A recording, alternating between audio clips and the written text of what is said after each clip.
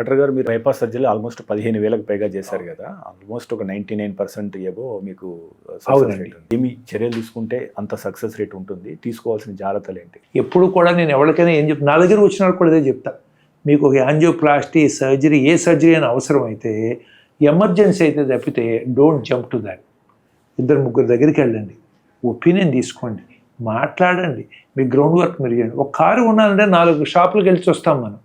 మీ body ఇది, మీ health important. మీరు వెళ్ళి ఎవరి దగ్గర ఎక్స్పీరియన్స్ ఉంది, ఎవరి దగ్గర రిజల్ట్స్ బాగున్నాయి, ఎవరు మీకు అర్థమయ్యేటట్టు చెప్పారు, ఎవరు మీకు అవైలబిలిటీ ఉండేది చూస్తున్నారు, ఇవన్నీ చూసుకోండి అని చెప్తా. ఈ రోజులు అవన్నీ సెకండ్ ఒపీనియన్, థర్డ్ ఒపీనియన్ చాలా ఇంపార్టెంట్. అవన్నీ దాంతో కొంత కన్ఫ్యూజన్ వస్తుంది, వచ్చినా కూడా నాలెడ్జబుల్. ఇప్పుడు ఏ స్కూల్లో చేర్పించాలంటే పిల్లలు స్కూల్లో వెరిఫై చేస్తామా లేదా? మనం లైఫ్ అండ్ డెత్ ఇష్యూస్లో మనం ఎందుకు చేయం?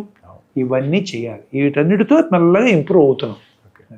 టుడే ఇందాక నేను చెప్పినట్టు success rate most of the cardiac surgeries as good if not better then most of the. నేను మన చిన్న రక్తనాళాల్లో బెటర్ రిజల్ట్స్ ఇస్తున్నాం. ఫార్మర్స్ కూడా వచ్చి ఎన్ని చేస్తున్నారు, మీరు ఎట్లా పోతున్నారు, వీళ్ళు మా వల్ల కాదంటారు.